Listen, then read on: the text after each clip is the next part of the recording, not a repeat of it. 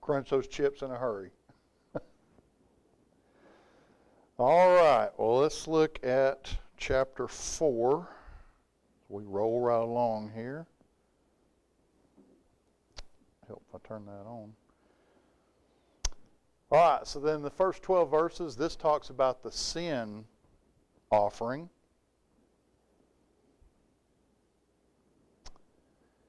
And so this is exactly what you'd think it was. These were sacrifices made to receive forgiveness for sins. Again, none of this was permanent, though. But in other words, the offerings would atone for their sins, what these were for. Again, it's like a type and antitype. Christ's offering for us would be the antitype. He was our sin offering. Okay, and as you notice, as you read through this, you'll see this is mainly talking about sins that were done ignorantly. In other words, they were unintentional, because those do occur as well. So there is kind of a distinction made here between that as opposed to a deliberate, intentional sin. But these have to be dealt with as well. So once again, you see really detailed instructions in this chapter, probably even more so than ones we've already seen before. Because God breaks it down into different categories. And for this category, you have this instruction. For this category, you have that instruction. And it's really broken down in detail. And this first section here talks about the priests. Yes, sir. Was there an offering for a deliberate sin? Yes, just not. He's not talking about that here. So we're going to see. We'll get into that later. But yeah. So this one, but these seem to be leaning toward those unintentional. Didn't mean to do it. I wasn't intentionally rebelling against God, but yet I still did something that was displeasing to Him, and that had to be taken care of too. So anyway, so this first section, it really applies to the priests and what they would have to do, because they were sinners too, and so they would have to take care of that. Then verses 13 through 21, this part deals with the whole congregation. So the first part's about the priest specifically. Now this is, what if the whole congregation, what if they all do something that's displeasing to God? Well, that's what this covers. And again, it gives you detailed instructions, what they were to offer, how they were to offer it.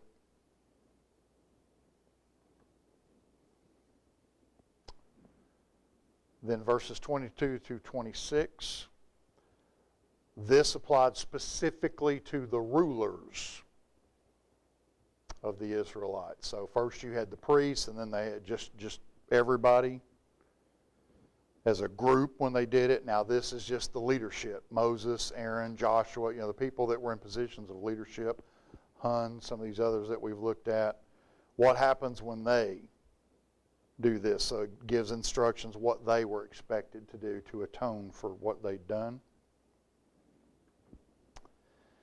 And then the last part of the chapter, verses 27 through 35, deals with when an individual, just an average person, not a priest, not one of the leaders, and not the congregation as a whole, but when an individual did something along these lines, well, what did he or she have to do to atone for their sin? And it gives detailed instructions about what they had to do.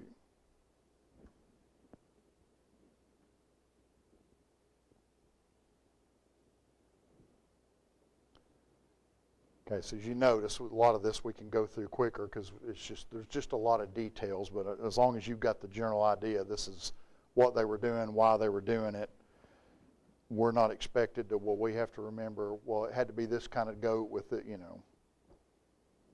But remember, they had to know all this. It had to be done properly. All right, then as we noticed earlier, chapters 5 and 6, they're both going to talk about the trespass offering. And it's interesting if you do read some of the research on this, look at certain biblical scholars, guys a lot smarter than me. There's some interesting discussions about this. It's like, what is a trespass offering? what's the difference between it and a sin offering? Because that's a sin is also called a trespass, right? And so you do kind of scratch your head, go, wait, there's got to be something different because God differentiated, he separated them. But it is a good question when you start thinking about that. And depending on which scholar you look at, they give different answers. Well, I think it might be this or that. And so they're very similar, that's clear, and a lot of people just aren't sure, right? It would seem that maybe the trespass offering is kind of like a subcategory of the sin offering. And this, it seems to be that the distinction is these are sins that specifically hurt other people. So sometimes you sin against God, it really doesn't hurt anybody but you. But it seems to be that, yeah, this applies to sins that harm other people where some kind of restitution is required. Well, you need to make good on how you hurt this guy. Okay, so that seems to be the distinction, but again, you get a lot of different opinions on this, but there's got to be some distinction because God made a distinction. So we see here in this passage, there's 3 examples that are given.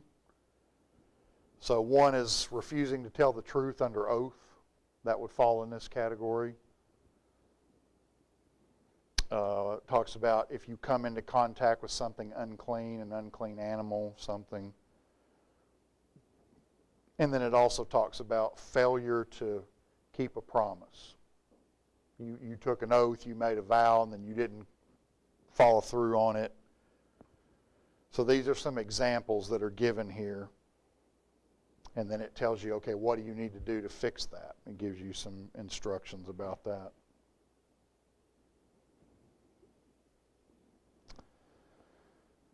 Then verses 7 through 13, again, God makes the distinction between, well, if you're too poor, because you saw in the first verse it talks about bringing a lamb or a goat. Well, this talks about if you can't do that, you could bring turtle doves or you could bring pigeons, and it would be accepted by God.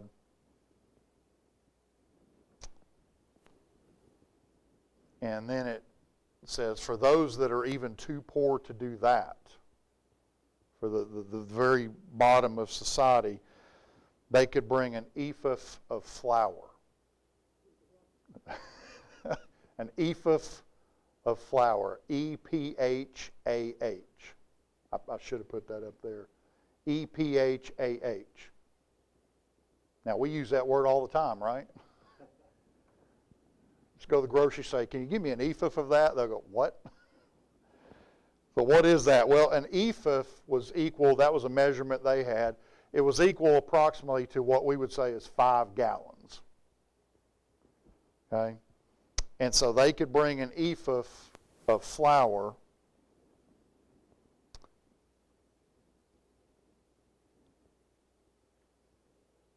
Or I'm sorry, I messed that up. They could bring 10% of an ephah of flour. I thought, I'm getting that wrong somehow. They could bring 10%, which would be about a half a gallon. Because an ephah was 5 gallons. So they bring 10% of that, be about a half a gallon. And so for those that were extremely poor and they couldn't even afford to go buy the bird, then they could do that. So God is accommodating up to a point, but yet again, he still expects things to be done the way he wants them to be done. Okay, then the last part of the chapter, it talks about sins of the holy things of the Lord, what it's called. Sins of the holy things of the Lord. Sins of the holy things of the Lord. So that would include like idolatry, failure to give, they're going to have to tithe if you refuse, you didn't do that. Okay, and then he talks about what you had to offer the animals and that kind of thing. And then there was also a 20% penalty to be paid on top of the value, whatever the value of the animal was, and you had to pay an extra 20%.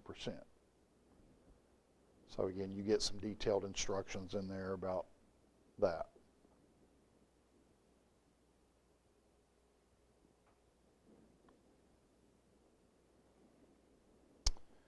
All right, chapter 6.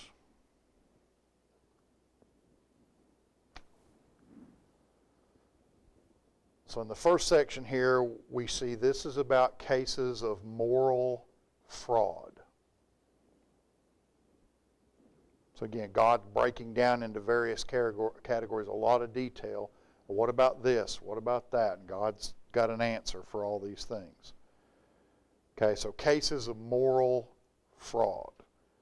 Like you lie about somebody entrusted you with something and then you damage it, destroy it, and you lie about it.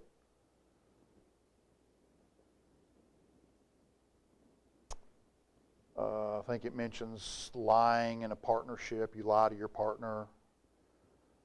Things along those lines. If you steal and use violence, like we would call assault and battery.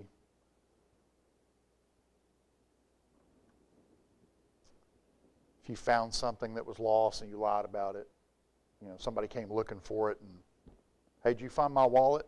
No, man, I wish I had, but I didn't. And you got the wallet, got $500 in it. No, I didn't find it, but you did, and you're going to keep it for yourself, that kind of thing. So God said in this case, if they get found out and they're guilty of that, they had to restore whatever it was they had damaged or whatever they stole. And again, add a 20% penalty on top of it.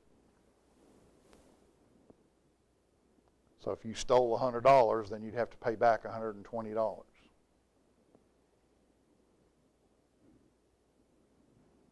Oh, and then on top of that, then you had to offer an animal sacrifice too. So,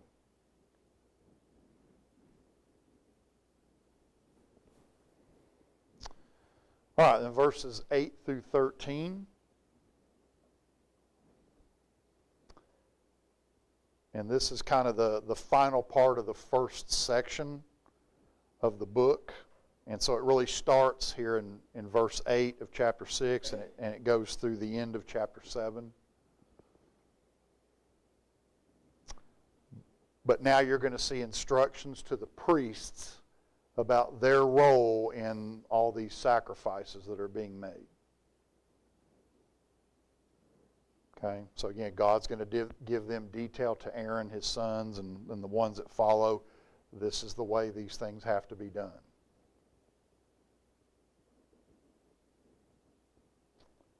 Okay, and so this first section here, it deals specifically with the burnt offerings that we looked at a little while ago. And the main thing was they were told the fire was to be kept burning continually. You don't ever let the fire go out.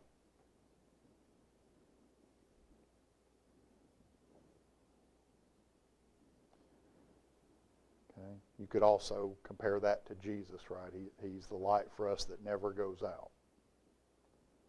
Right? But they were told, keep that light burning.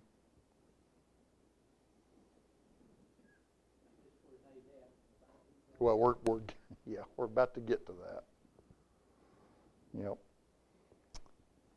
Then it was interesting that even to carry out the ashes, because obviously you're going to have a lot of ashes, the priests were required to put on other clothes just to carry the ashes out. Okay? To dispose them. They would not wear their priestly garments to do that. So God was even concerned about what they were wearing, when they were wearing it, for what purpose, a lot of details. All right, verses 14 through 18. Again, this talks about the meal or meat offering. And so it said that some of that was going to be sprinkled on the altar. Some of it would be, and the rest of it would be eaten by Aaron and his sons. And they would eat that in the outer court of the tabernacle. So even God told them it's specifically where to eat it.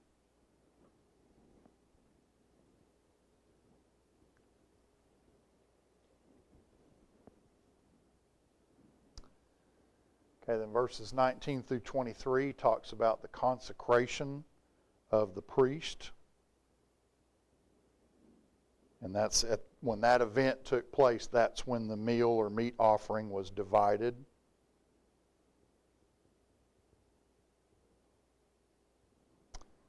And God told them that is all to be completely burned up on the altar. None of that is supposed to be eaten. Just completely burn it up.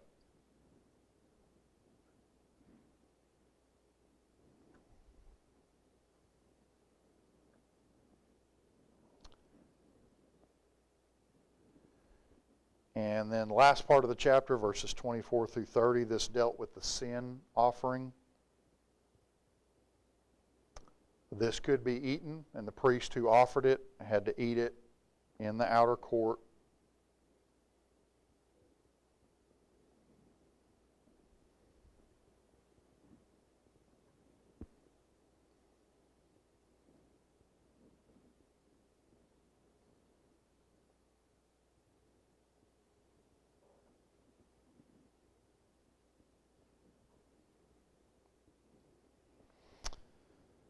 All right, so then that brings us to chapter 7.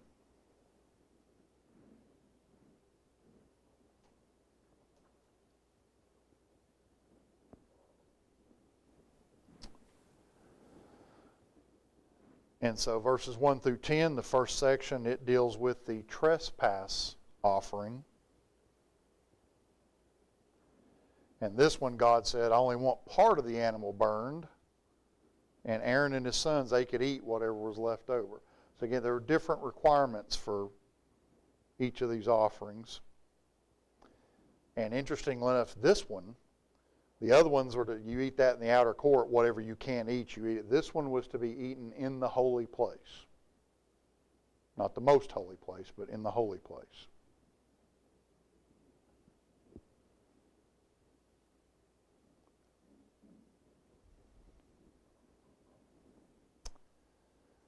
Then verses 11 through 21, this talks about the peace offering.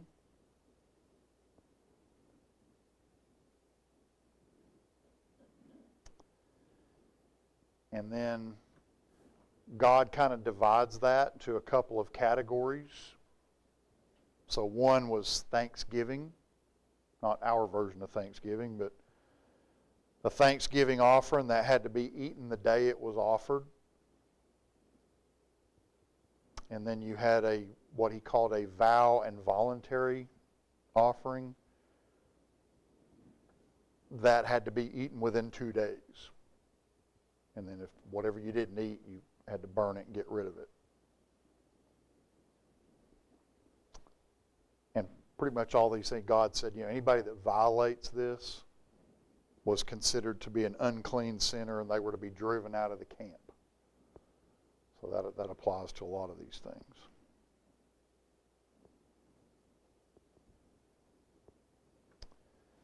Okay, then a few minutes ago before our break, we talked about God had a specific prohibition against eating something,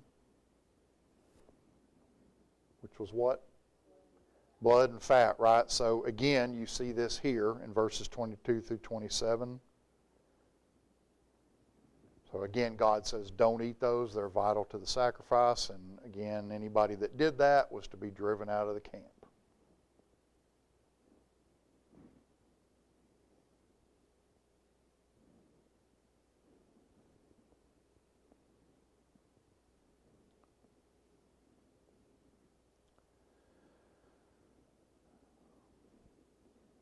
And then in verses 28 through 38, the end of the chapter, this is called the wave and heave offering. Josh shaking his head back there. You do that one, Josh? I remember that one. You remember that one? The wave and heave offering. Huh? Wave and heave. H-E-A-V-E. Heave, like you heave something. Yeah. So this, God said, during the worship, the individual would bring the offering with his own hands. He would wave the breast back and forth over the altar and then give it to the priest. And then it says the right shoulder would be heaved or raised up, and then that would be given to the priest. Okay, so some interesting details. Why do you do that? Because God said so.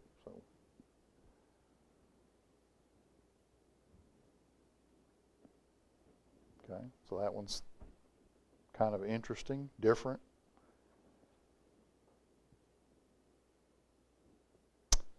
So then chapter 7 concludes, and this is the end of the first section of the book that we talked about.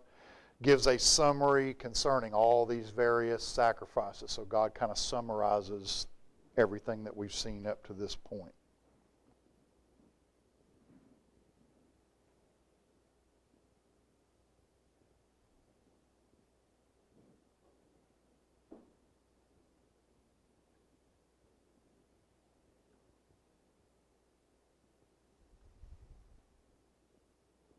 All right, chapter 8.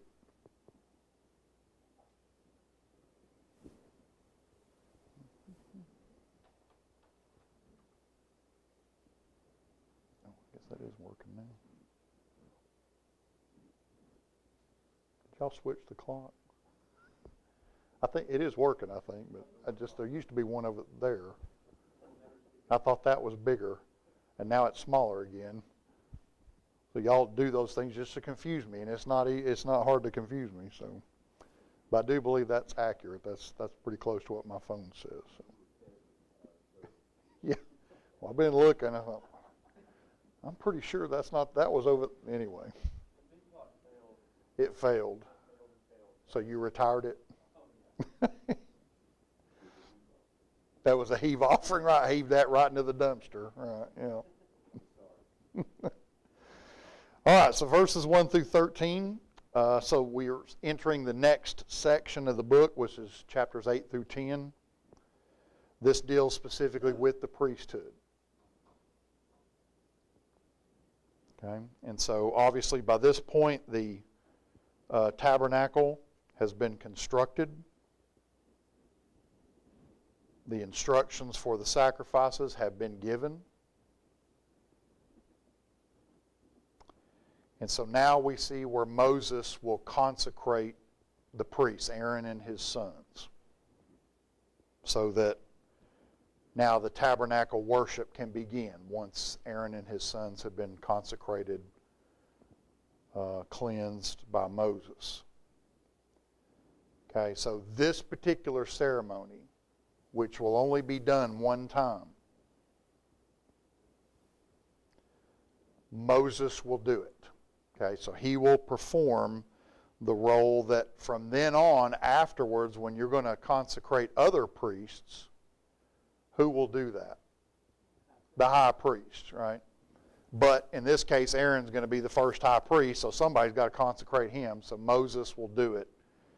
But afterwards, it will fall to the high priest Moses, and then all those that come, Aaron and all those that come after him, they will be the ones that will do this. Okay, all from, of course, the tribe of Levi. So God tells Moses, I want you to gather everybody at the door of the tabernacle for this ceremony. And we read a little bit about this back in Exodus chapter 29. This was the first time you saw God talk about this ceremony, but now you're actually going to see this take place. So in verses 1 through 13, we see the consecration of Aaron by his brother Moses. So, of course, he had to be washed, and he puts on the priestly garments. Remember, they had to anoint the tabernacle, all the furniture with the oil according to God's recipe. Remember, we looked at all that before. And then after that, Aaron's 4 sons will be consecrated. Now, can anybody tell me who they were?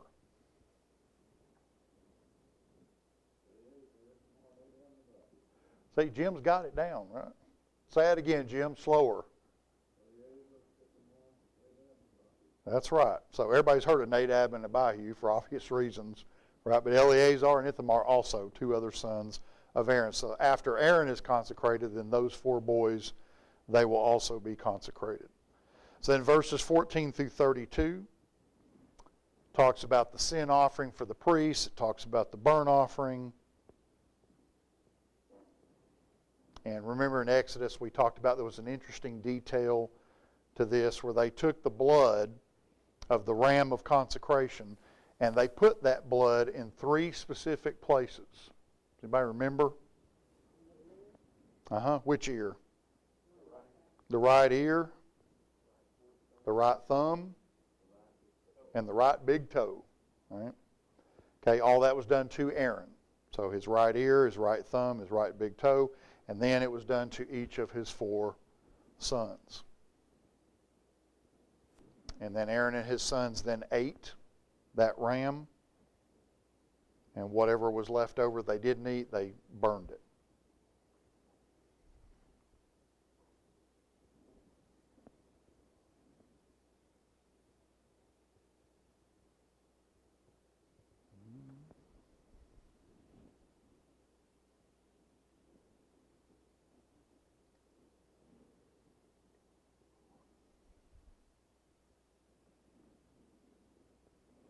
All right, verses 33 through 36. They will repeat these sacrifices for 7 days. And Aaron and his sons were not allowed to leave the tabernacle during that time.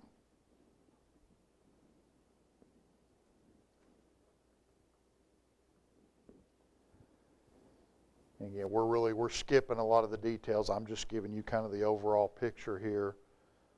But it was very detailed, and we're told repeatedly in chapter 8, as you read that chapter, one thing that's just repetitive and it just jumps out at you, that they did, it says, as the Lord commanded. You see that over and over. They did as the Lord commanded. So again, they didn't deviate. Whatever God told them to do, that's what Moses did.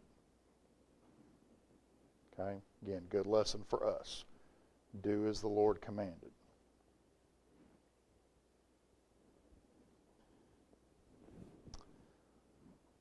All right, chapter 9. Okay. Doing good.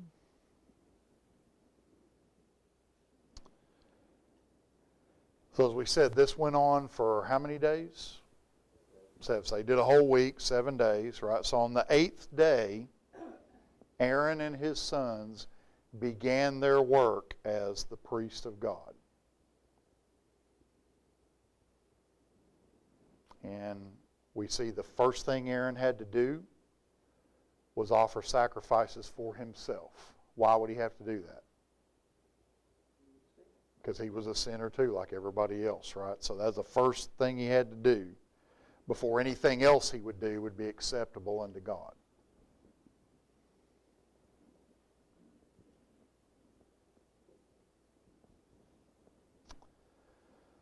So then once that's done, in this next section we see that there's a sin offering, there's a burnt offering, and a peace offering that Aaron made for all the people.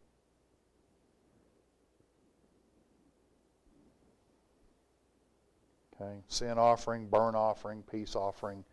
Aaron makes those for all the Israelites.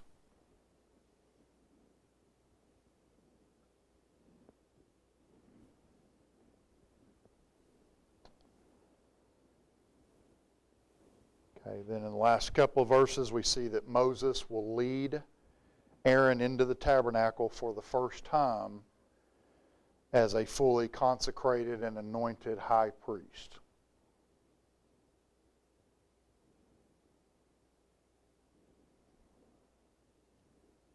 Okay.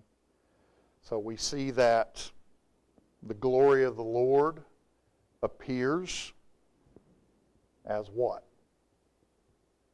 As fire, right? And it completely consumed the burnt offering that was on the altar. And the good news says that all the people fell on their faces in reverence to God. Good for them. That's what they should do.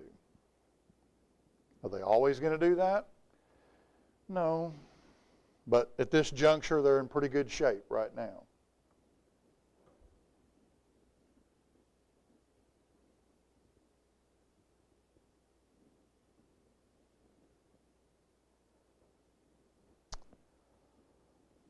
All right, so then we get to chapter 10.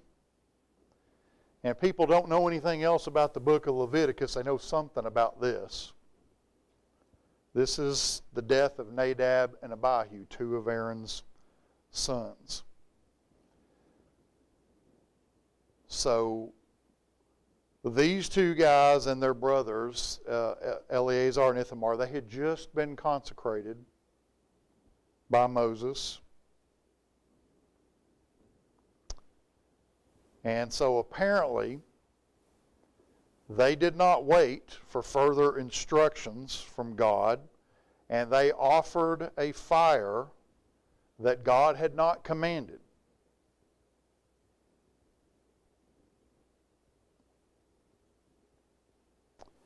God, of course, will strike them dead for offering this, what's called a strange fire. In other words, an unauthorized fire.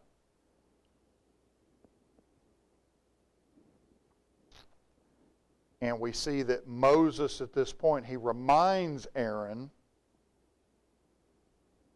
what we've been saying, right? So we've been skipping a lot of the details, but the thing to be learned is that God expects us to do what he said. So at this point, Moses reminds Aaron of that. Your two sons just did something that God did not tell them to do. And God has told us over and over and over again, we are to do exactly what he said, and your boys didn't do it. His commands are to be strictly obeyed. And we see that Aaron accepted the warning. I mean, he knew, he understood. I'm sure any father would be devastated at this, but he knew. I know, you're right, you're right. God is very specific, and they didn't do what they were supposed to do. So, what is this strange fire? Well, the Bible doesn't say, that's really all it says. They offered strange fire, and God struck them dead for it. So we do know that means it was unauthorized. It was something that they decided they were going to do something that God didn't tell them to do.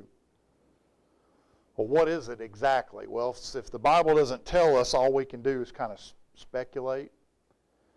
So just make sure you understand that's what this is. It's not in there. But here are some possibilities that some scholars have looked at when you think about this. What could it have been? We do know that we saw earlier that the fire that was to be used had to be taken from the brazen altar. It was required to be taken from the brazen altar. And we'll see that again in Leviticus chapter 16. That was the fire that God had brought down. So Right. He provided that fire. Right. So it could be that they got a fire that maybe they started. They didn't take it from the brazen altar, which that's the fire God had started. Remember we said, the incense was a particular recipe. He wanted things done his way. So that's a good possibility. They had taken this fire from somewhere else. Because a lot of us, today, there's a campfire over here and there's a campfire over there, what's the difference? Fire is fire, right? Wrong in this case. This was a fire that God didn't authorize. So I think that's a good possibility that maybe they took that from somewhere else. Another possibility some people have mentioned is that, only the high priest was to burn the incense, and they weren't the high priest. So maybe they did something that only Aaron was supposed to do. They weren't authorized to do. Some people have said maybe that's a possibility. Or maybe, again, this incense, this fire that they offered, it wasn't mixed the way that God had told them to do it. That's a possibility as well. We saw that back in Exodus chapter 30. Or something else interesting, because you see put in this chapter, amongst all this other stuff, you also have sprinkled in there a warning against alcohol. Well, why'd God put a warning about that right in this section? Well, some people said maybe they were drunk when they did this. Again, there's no way to prove or disprove that. It's an interesting theory. The bottom line is we can't really be sure, but what we are sure of is they did something that God didn't tell them to do. And he...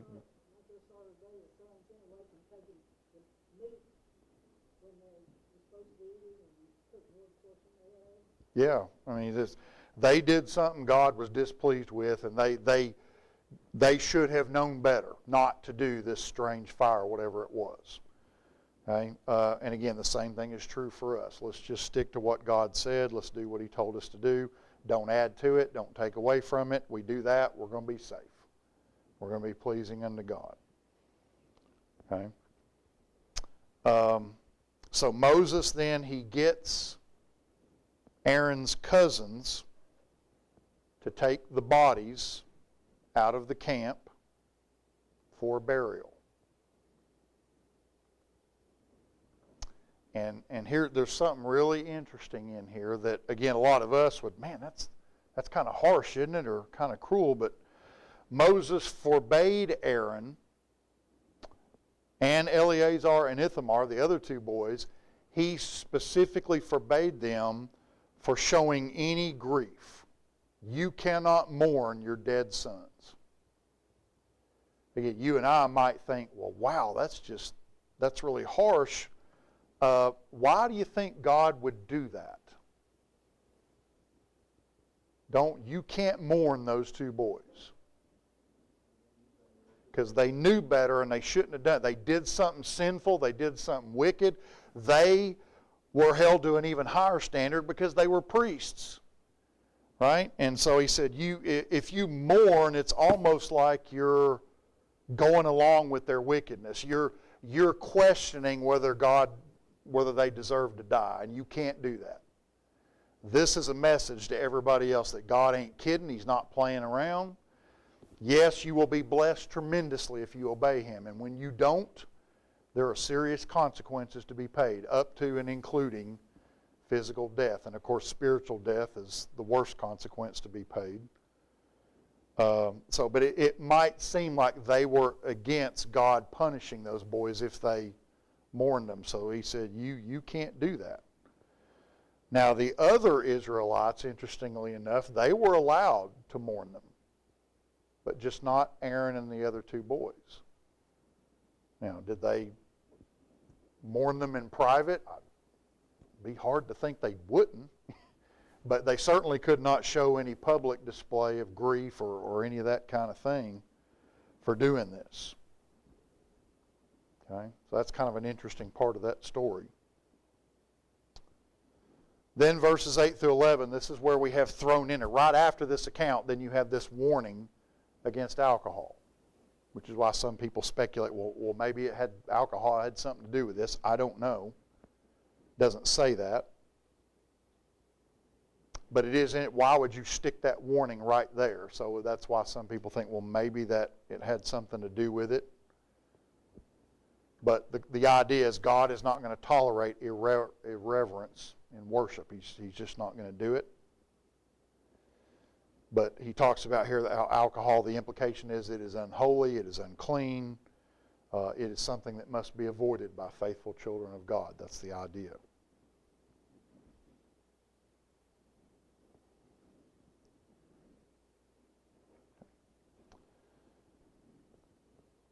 All right, and verses 12 through 20. Moses then commands that the rituals of the day, they need to be completed.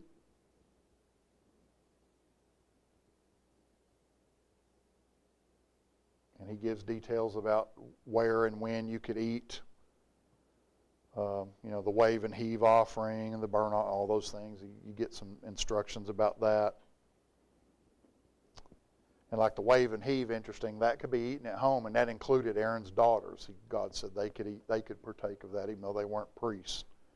But just that one, it's mentioned.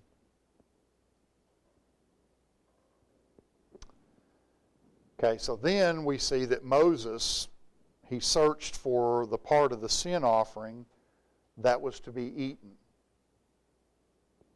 It was supposed to be eaten. Moses found that it had been burnt. It wasn't supposed to be burnt. It was supposed to be eaten. Okay, he's very mad. Moses is angry that Eleazar and Ithamar had not eaten it as they'd been commanded to eat it.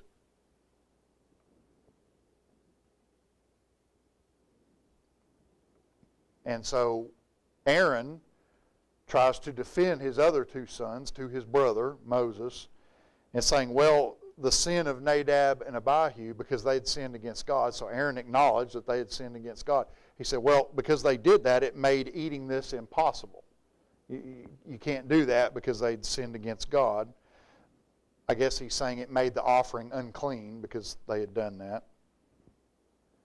And it would seem that Moses was satisfied with that explanation. Okay.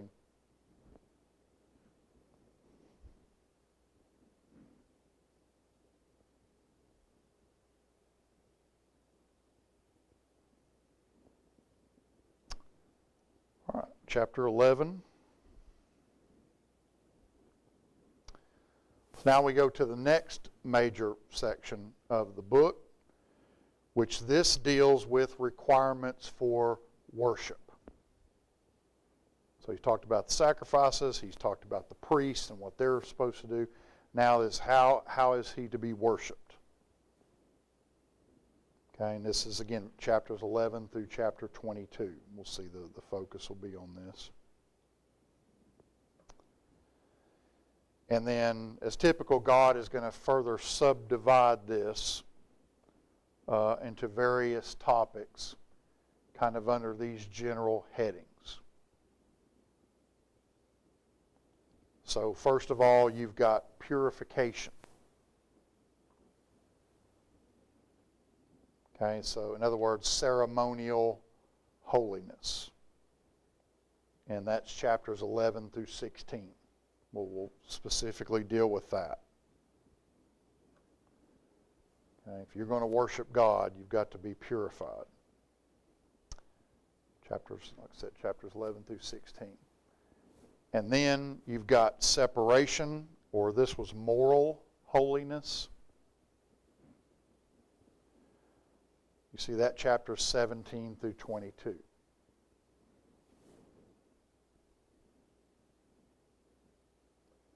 Okay, so these are kind of overall categories.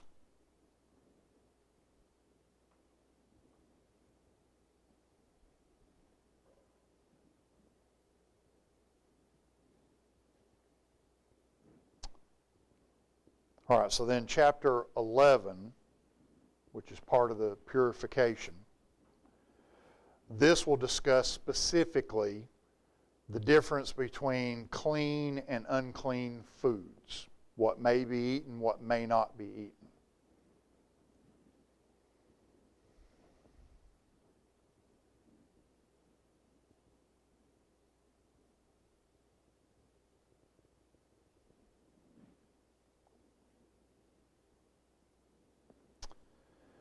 Okay, so verses 1 through 8 talk about clean and unclean animals.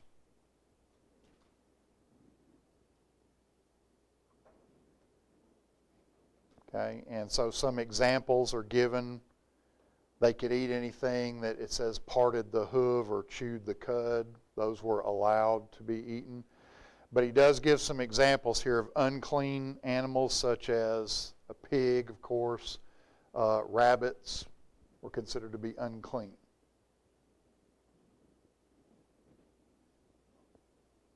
Okay.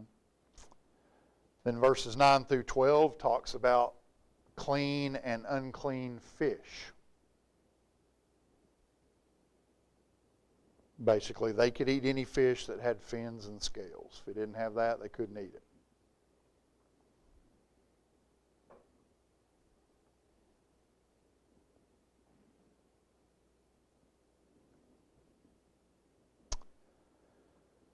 Verses 13 through 19 talks about clean and unclean birds. So it really gives you a list here of unclean birds, which are really the scavengers. You know, they'll eat anything. birds that eat flesh, God's, you can't, those are unclean. You can't do those.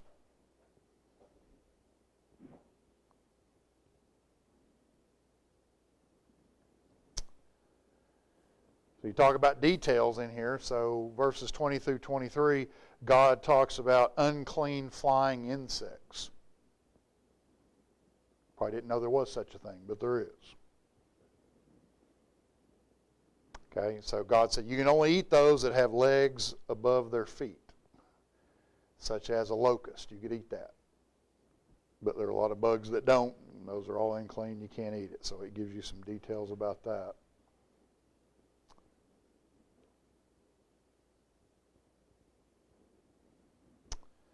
Now, verses 24 through 28 talks about, well, okay, so there's certain animals, fish, bugs, whatever, that are unclean. What happens if somebody comes into contact with those? And specifically, like, what about the carcass of a dead, unclean animal? So these verses give the procedure. What do you do in that case if somebody, especially if they accidentally come into contact with that? So God gave a procedure for how to cleanse those people that had come into contact with that.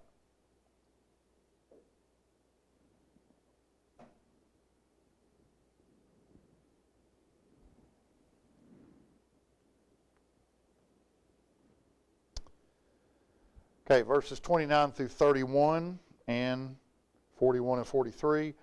It says that animals that crawl on their bellies are unclean. And anyone who touches them is unclean. I work real hard not to touch snakes, so I'm okay on that.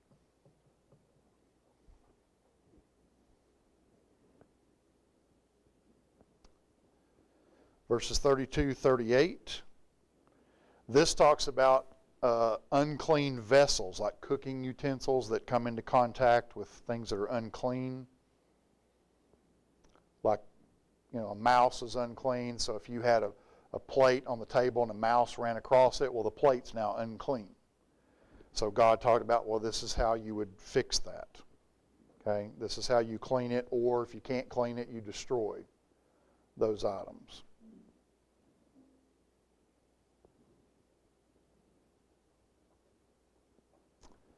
Okay, verses 39 through 40 talk about what happens if you come into contact with the dead carcass of a clean animal, because that might happen too. Well, what do you do about that?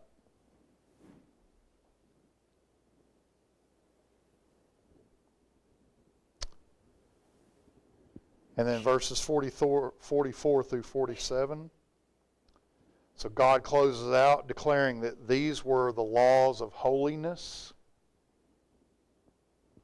And he wanted to make sure the Israelites, that's why he gives so many details on this, they were to be able to distinguish that there was a difference between the clean and the unclean.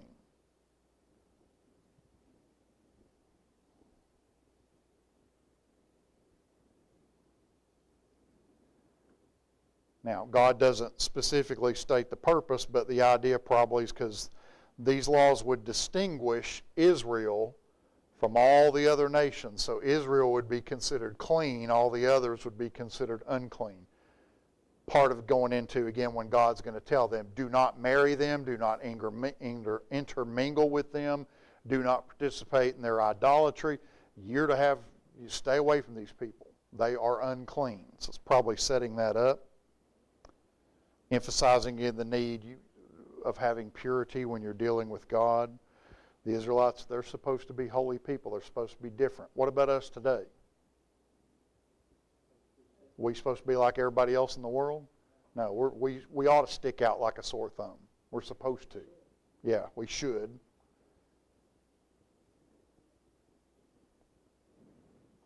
All right, so we'll finish up real quick with chapter 12 because I can just summarize this very quickly.